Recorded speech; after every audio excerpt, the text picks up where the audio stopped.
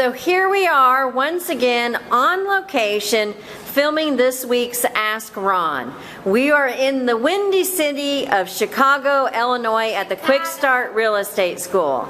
Yes. So for question number 1, we have Miss Lynette Wolf. Okay, Bruno. He's from Framingham, Massachusetts.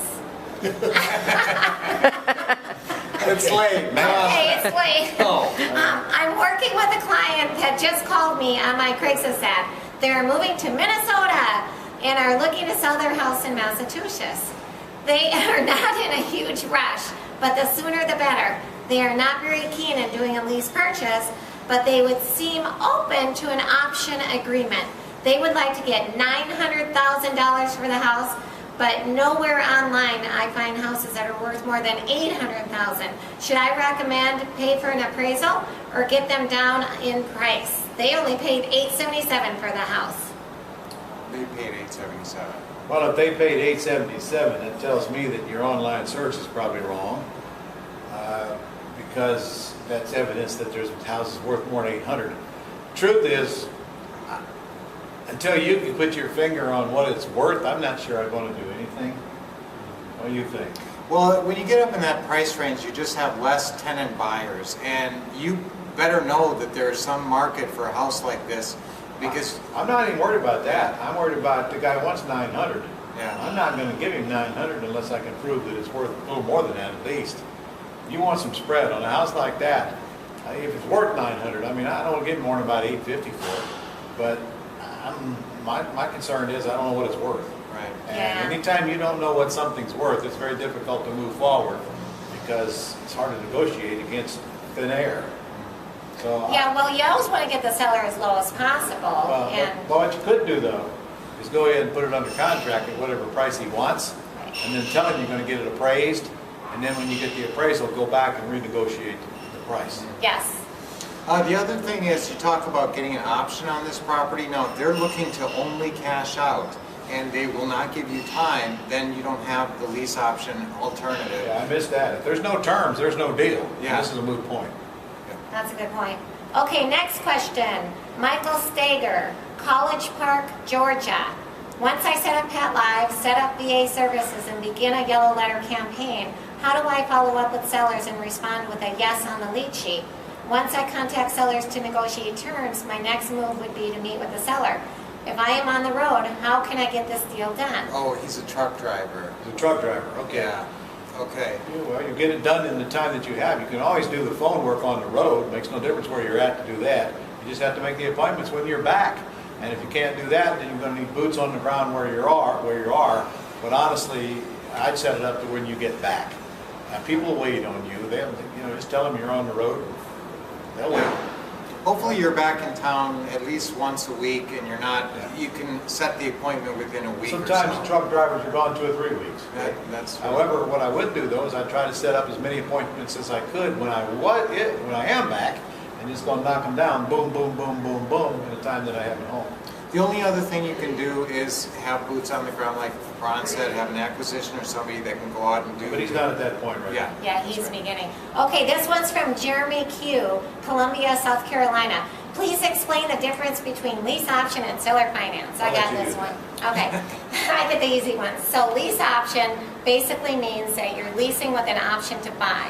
So you might buy, you might not exercise that option to buy. Where if you're buying with seller financing, you're purchasing the house, you're buying the house with some kind of terms. You're doing financing, and the title will transfer generally with a seller finance deal. Title transfers, you give back a note and mortgage to the seller or deed of trust, depending on what state you're in. Lease option, title stays with the seller. You own nothing except the right to buy. All right, next one. Jason Ham, St. John's, Florida. That's me. That's Jacksonville. That's right. What is the consent? That's where Iggy's is. Oh, that's Iggy's. I knew it when I saw St. John's. We're going to go to Iggy's next week. You better be eating at Iggy's. Yes, and we're going there next week. What is the consensus from the wholesalers? Should an assignment agreement be notarized by a notary or not? Is the signature of the assignor and assignee good enough for the transaction? It's very simple. If you don't record it, you don't have to have it notarized, and you're not recording an assignment agreement. And I will tell you that some of you will be tempted, because you don't have to notarize lease option documents, to not go through your attorney, especially if you're collecting a big non-refundable option deposit. Always go through your attorney. It'll reward you down the road. That is correct, even though it has nothing to do with the question. Last question. There was a tie in there. He just wants to teach, that's all he He wants loves to do. teaching. I got it. Okay, all right. Last question is Jack Champion from Mount Dora, Florida again. Hey, Jack. Hi, Jack. Are there any special Florida rules regarding approaching foreclosure deals? Now, who's best capable of answering that question here? Ron! Okay. Florida. You can approach people in foreclosure, no problem with that. It's just that if they've been filed on in Florida and they live in the house, the only way you can buy their house is to pay all cash. You can't option it, you can't take it subject to, you can't even buy it over financing. You've got to pay it all cash. But then remember, that's only if they've been filed on and if they live in it, not if they're behind or not if they vacated the house. So those are the rules you have to look out for in Florida. And you have special agreements to buy houses from people that are in foreclosure, even if you intend to pay cash. You should definitely know your foreclosure laws. Yes, know your state In your rules. state. Yep. That it? One more. How can I keep one or more potential buyers on hold while keeping the house on the market in an effort to find a buyer with a bigger deposit? Well, tell me the answer. That's the magic agreement that Ron has. And when they sign, it's called your application receipt agreement. Now, when they give you, that's their application, you have to give them, they give you some money, and this is a contract. So, It's on the Gold Club site. yep. Yeah. And when they give you this money, it says in this that you still have the right to refuse them until their application is approved. Well, actually, it doesn't say that. It doesn't even say you've accepted now. What it does say is, I'm going to take your deposit. If I accept you, I'll apply it. If I don't, I'll give it back. Right. Right. And what the point is, you could have 5 or 10 of those on the same house because you've not obligated yourself by contract to sell the house yet.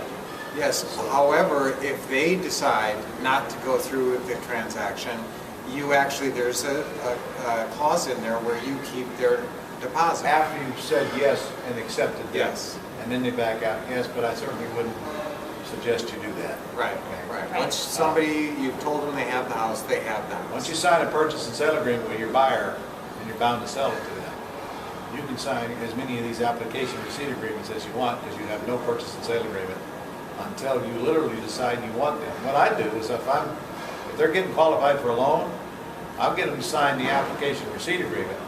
And I will not sign the purchase and sale agreement until their loan is being processed and the loan processor tells me they're ready to go to underwriting. At that point, they will have to have a contract. At that point, you've got to take the house off the market. Okay? All Yes. right, is that it? Yes, it's been a lot of fun. Thank you for these questions. Good questions. Yes. See you next week. This concludes this week's Ask Ron. Bye. With the wolves.